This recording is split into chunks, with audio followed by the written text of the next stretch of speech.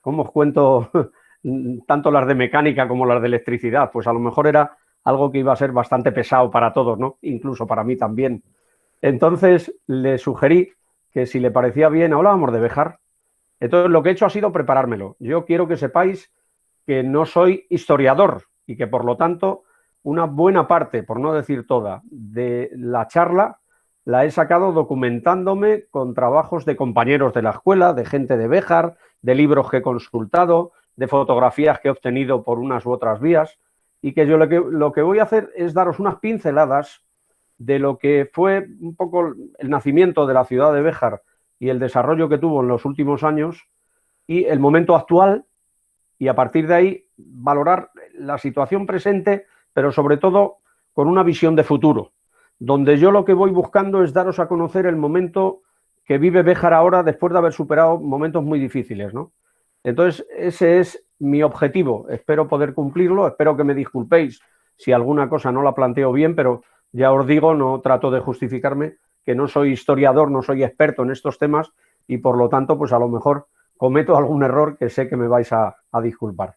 Entonces, si os parece, ponemos la presentación, lo vamos iniciando y os lo voy contando. Hay un vídeo que yo quería poneros y que es mi homenaje a las mujeres trabajadoras de la industria textil de Béjar, que cuando llegue el momento lo hemos comprobado en varias ocasiones y el sonido llega muy flojo, con lo cual probablemente lo vais a ver, y es un vídeo largo, pero no lo vais a poder escuchar. Entonces yo lo que voy a hacer es que a través de las compañeras de Salamanca, ese vídeo os lo hagan llegar bien por móvil, bien por correo electrónico, para que luego cada uno de vosotras y de vosotros podáis escuchar lo que a lo mejor no vais a poder escuchar aquí. Y os pido disculpas por ello, es un tema técnico que no hemos sabido superar y que, bueno, pues a lo mejor obedece a algún problema del propio vídeo y bueno, pues llegado ese momento lo veremos y ya digo, ya lo subsanamos de esa otra manera, ¿de acuerdo?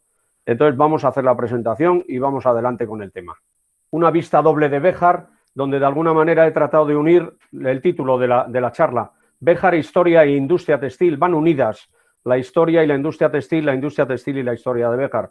Veis a la izquierda nuestras murallas y veis a la derecha una de las mayores fábricas que tuvo Béjar el siglo pasado y que fue, bueno, pues lamentablemente de las primeras que cerró y luego paulatinamente, bueno, fueron cerrando el resto. Esa es un poco la imagen y el título de mi charla. Quería partir de algo que para mí es muy emblemático. Si conocéis el Castañar, el monte que tenemos aquí en Béjar, donde tenemos a nuestra patrona, la Virgen del Castañar, pues en una de los laterales del santuario hay una placa con este texto mucho más completo. Yo he cogido solamente unos versos del poeta castellano-extremeño José María Gabriel y Galán, que le dedicó a nuestra ciudad y que tiene esos versos tan bonitos que a mí siempre me gusta repetir y presumir de bejarano con ellos, que dice: ved la verde maravilla de belleza y de frescura que puso Dios a la orilla del desierto de Castilla y el erial de Extremadura. El poema sigue, ¿eh? Ahora os quiero situar en algo que lo veríamos luego en el vídeo, pero que quiero avanzároslo, que es un cuadro de Ventura Lirios. Ventura Lirios es un pintor italiano del siglo XVIII que, bueno, pues de la mano de uno de los duques de Béjar en aquel momento, Juan Manuel López de Zúñiga, pues residió aquí y se dedicó a hacer una serie de pinturas para el duque. Y este cuadro, curiosamente, como veis, representa lo que es la ciudad de Béjar, pero fijaros qué curioso, tiene arriba, si veis, la plaza de toros del Castañar, arriba a la izquierda, que curiosamente es cuadrada, tiene la parte de Béjar que se ve que es, como es la ciudad, está puesta sobre un cerro oblongo, que es estrecho y largo, ¿no? Se ve ahí perfectamente, y luego si os fijáis bien en el centro, tiene un espejo que lo que refleja es el Palacio Ducal. Lógicamente, claro, esto vendría de la mano de que quienes le habían encargado el cuadro, que eran los duques de Béjar, pues querían que de alguna forma saliera esa imagen ahí recogida. Es un cuadro muy significativo y yo quería poneroslo como referencia. Está en la actual residencia de los descendientes de los duques de Béjar que viven en Sevilla. Y allí lo tienen y, bueno, pues a través de un amigo yo he conseguido esta fotografía para que pudierais verlo. El escudo de Béjar está, bueno, pues formado por 5 abejas, donde lo que se valora son las virtudes de la abeja, la laboriosidad, el trabajo en equipo, es algo que nos representa y de lo cual nos sentimos muy orgullosos. Siempre nuestras 5 abejas. Y luego hay algo que, como lo que vamos a hacer es mirar hacia adelante, pero recordando lo de atrás, me gustó mucho esta frase que escuché hace tiempo, que es de Søren Kierkegaard, y que dice: la vida hay que vivirla hacia adelante, pero solo puede ser entendida mirando hacia atrás. Pues vamos a aplicar ese criterio y vamos a ver el pasado para ver el presente y para vislumbrar el futuro que nos aguarda en la ciudad de Béjar. Béjar tiene varios títulos concedidos. El título de ciudad, que le fue concedido por Isabel II en el año 1850. Más tarde, el de muy leal, concedido por... perdón, ese fue anterior, en 1492, por los Reyes Católicos, por la participación en las conquistas de Málaga y Granada. Muy noble, por la conquista en Cáceres en 1229, y liberal y heroica por su participación. Béjar tuvo una participación muy activa en los hechos de la Revolución La Gloriosa de 1868. Bueno, pues esos son los que, bueno, pues presumimos también en la ciudad de tener, que esto es una ciudad que es muy leal, muy noble, liberal y heroica. ¿Cuándo empieza a, bueno, pues a formarse un poco la ciudad de Béjar? Bueno, pues por la documentación de los libros que he consultado, se llega a la conclusión de que más o menos empieza a crecer como tal en el año 1209, cuando Alfonso VIII repuebla Béjar. Y dice así, pero entendedlo por favor, que nadie lo malinterprete, esto está sacado de un libro, que va a ser llave de oro para los pasos de Castilla en sus luchas contra el moro y contra el Reino de León. Quiero decir que nadie tergiverse mis palabras y las malinterprete, que están sacadas de un libro de historia. Esa es una visión de la ciudad de Béjar con su muralla. Y cuando le unimos a la ciudad de Béjar la muralla, pues inevitablemente aparece la leyenda de los hombres de musgo, que muchos de vosotros seguros que conocéis. Los hombres de musgo, como en tantos otros lugares de España, hay siempre alguna leyenda que enfrenta a un ogro, a un animal, a alguna bestia, contra las tropas de alguien. Bueno, pues en el caso de Béjar, la leyenda se centra en que en la época de la Reconquista, Béjar, como tenía esa muralla, quedó dominada por los moros. Y a partir de ahí, los cristianos buscaron la manera de ver cómo liberaban la ciudad. En la parte que nosotros tenemos que da al río, que es la parte norte, hay mucho musgo. Es una zona muy sombría. Entonces, aprovechando ese musgo, se vistieron con musgo, se disfrazaron, y cuando llegó la hora del alba, se fueron a las puertas de la muralla y, haciéndose pasar por animales, rompieron el sitio que tenía hecho, que lo tenían los moros, y recuperaron la ciudad. Esa es una leyenda, por Dios, que nadie lo tome como historia, porque no es tal, es una leyenda. Pero una leyenda que se remonta probablemente al siglo XIV y que desde entonces se viene celebrando en la ciudad de Béjar. Lo unimos siempre con la procesión del Corpus Christi. Alguno, como digo, seguro que lo conocéis, y salen 5 hombres de musgo acompañando a la bandera de España y que van en la procesión del Corpus. Esta es la muralla, es una muralla árabe que fue luego continuada por Fernando VIII cuando hace la repoblación de la ciudad, pero que inicialmente era una muralla árabe. Damos un salto ahora en la historia y nos vamos ahora a lo que es el textil. Allá por el año 1691, siglo ya XVII, el entonces duque de Béjar, y de la mano de de su esposa y de su madre, trae a Béjar para que empiecen a formar en la elaboración de los tejidos y en el tratamiento de los mismos a industriales, a personas muy bien formadas, flamencas. Entonces son los que le dan un impulso a la industria textil en ese siglo, y es cuando empieza, digamos, a despuntar nuestra industria textil, de la mano de los flamencos. Por eso, esta calle en la ciudad de Béjar, que está cerca de la iglesia de San Juan. En homenaje a ellos se llama la calle Flamencos. Y como veis ahí, en el año 1991, la ciudad de Béjar invitó al entonces embajador para que celebrásemos junto con él los 300 años, el tercer centenario, de la llegada a Béjar de esos flamencos. Fijaros, en esa misma calle, en la parte de enfrente de donde está esa placa, hay una vivienda del que viviría en esa casa en aquella época, que era uno de los flamencos que vino a formar a nuestros trabajadores textiles, y ahí lo veis, era Jean-Louis Meluy, en el año de 1738. Luego, esa referencia es importante para el textil. Antes hablábamos de la historia de lo que era la ciudad, ahora hablamos de la historia de la industria textil. Ahí tenéis la misma fotografía que os ilustraba antes, con una de las empresas más importantes que tuvo Béjar, una empresa que llegó a tener más de 1000 trabajadores, trabajaban 5 turnos a la semana durante pues muchísimo tiempo, fue una de las mejores empresas textiles de la ciudad. Ya digo que aquello representaba pues un volumen de trabajadores que entraban cada 8 horas y los sábados y los domingos, o sea, era tremendo, ¿no? Ese es un emblema también de la ciudad, que seguro que cuando alguno de vosotros haya venido por aquí lo habrá visto. Las chimeneas, esas chimeneas son fundamentales. Fijaros ahora qué curioso, como estas chimeneas ya no se utilizan para el fin para el que se crearon, ahora han pasado a ser la base de los nidos de las cigüeñas.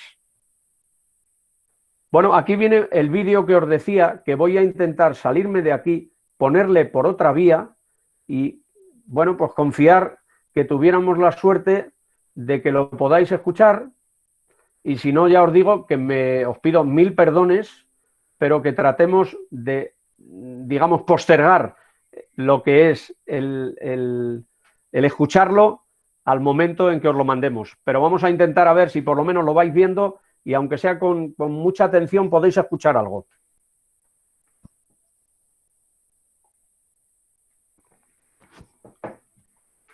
Querríamos que este hilo anudara a las mujeres de los obradores textiles, a las que aprovecharon sus privilegios para traer cambios, a las mujeres que se pusieron al frente de los negocios, a las que reivindicaron los derechos laborales y los de las propias mujeres en la sociedad. Una hebra que anudara a las mujeres que ocuparon cargos de responsabilidad, a las que buscaron vidas mejores, a las que siguieron trabajando en las fábricas desde sus casas, a las que no renunciaron y a las que, a día de hoy, siguen reinventándose. Todas ellas en este hilo cuyos nudos son asideros para alcanzar una sociedad mejor.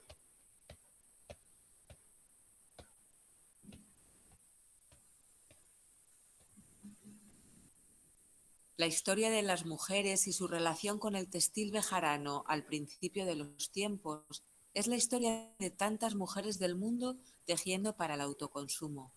Posteriormente, proliferaron en el territorio pequeños talleres artesanales. Hay una parte muy importante de la producción manufacturera textil de la edad moderna, estamos hablando de una época en la que no había electricidad, no había mecanización, se hacía todo manualmente, que se hacía en las casas, de tal manera que el hilado, el escogido de la lana o incluso el acabado lo hacían mujeres exclusivamente. Muchas mujeres de los pueblos hacían esta parte del proceso y venían todos los días con cestas andando a traer su parte de productividad aquí a Béjar. Ese trasiego de mujeres y la importancia de las mujeres en aquella época, desde luego se nos escapa todavía. En el siglo XVII, empujadas por los tiempos de bonanza en Europa y contestando a los movimientos de la creciente burguesía, las duquesas intervinieron para convertir las populares hilaturas de lana. La duquesa Alberta, que era la mujer del duque, y su suegra, la duquesa Teresa de Sarmiento, tuvieron una idea que a mi modo de ver fue muy emprendedora, porque en realidad son personas que podían haber estado disfrutando de su estatus y no preocuparse para nada del pueblo. Sin embargo, ellas supieron ver que había otras formas de hacer tejidos que eran mucho mejores que las que se estaban utilizando en Béjar en aquella época. También eran interesadas, porque los duques cobraban lo que se llamaba la alcabala, que era un impuesto sobre la producción. Entonces, si la protoindustria esa textil bejarana funcionaba bien, ellas recaudaban más.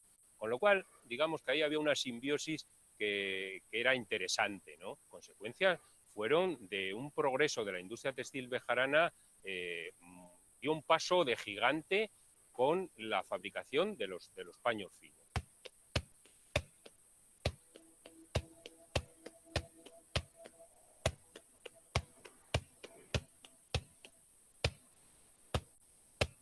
He encontrado bastantes nombres de mujeres vinculados al textil, porque cuando fallecen sus maridos hacen un inventario de bienes y aparecen como herederas.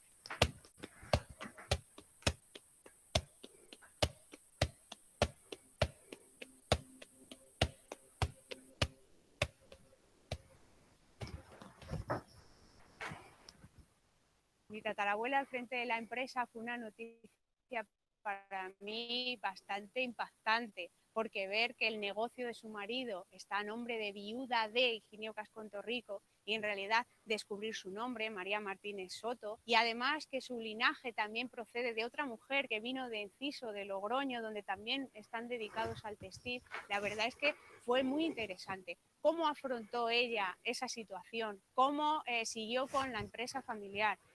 ¿Cómo atendió a su casa al mismo tiempo? Es bonito también ver todo ese proceso y sobre todo ver cómo una mujer a principios del siglo XX fue capaz de continuar ese negocio. En aquella época donde no había pensiones, no había ningún sustento para las mujeres que se quedaban viudas.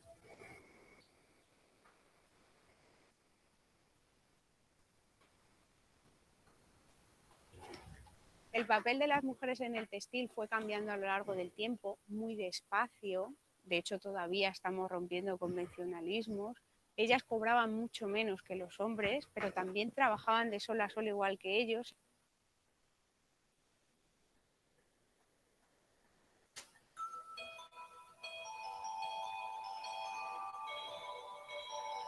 En el textil, mujeres siempre. Lo que pasa que yo creo que tienen unos puestos muy concretos. Por ejemplo, en el urdidor casi siempre mujeres. Las zurcidoras, todo mujeres.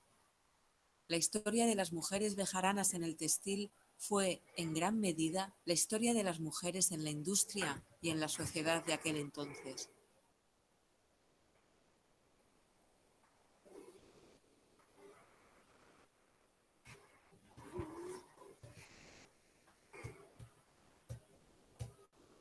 Una historia jalonada por la lucha para reivindicar los derechos que merecían.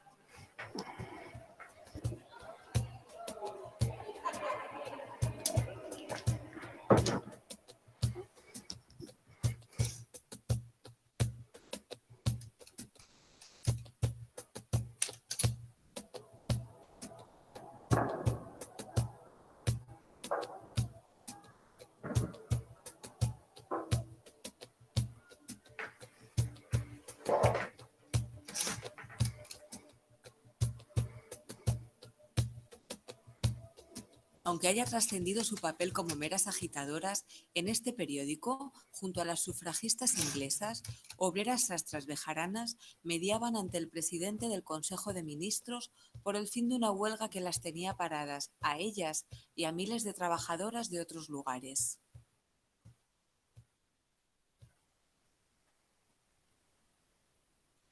Su papel en la industria fue cada vez mayor.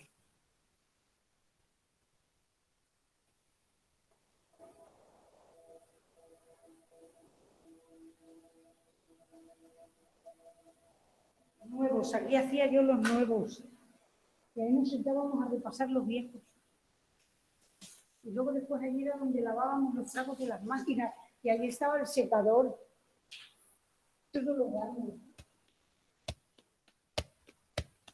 Más mujeres en todas las fábricas, en García y Cascón, en el Tinte Gutiérrez y como ellas en tantas otras empresas, en Gómez Rodulfo, en La Tesa, en Gosalvez. Eran tiempos en los que el ideal franquista de la mujer, madre y ama de casa, agudizó las diferencias. En la época de mi padre no podía bajar una mujer a la bodega. Y desde arriba le daban las voces. Está fulano, que salga un momentín aquí, que le voy a dar un recado. Subían las escaleras y subían arriba al portal, y en el portal le decía lo que fuese, que no se veía bien que una mujer bajara a la bodega. En la dura historia de la emigración española, estas bejaranas abrieron paso a miles de personas que las siguieron después y empezaron a introducir nuevos aires.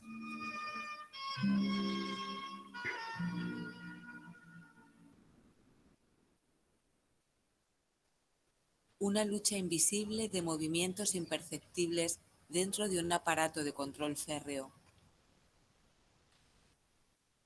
Cata Corsino, enlace sindical de la TESA, en el Sindicato Vertical, en Madrid. Mujeres involucradas en las organizaciones franquistas tratando de cambiar el sistema desde dentro y ayudando a los hombres a encontrar su lugar. Se llamaba Lucía García, fue militante del Partido Comunista y estaba en la dirección del Partido Comunista. Vivía detrás de la Torre de San Gil y allí en la clandestinidad era de la UAC y le permitían más y allí hacíamos reuniones de estas porque como era la UAC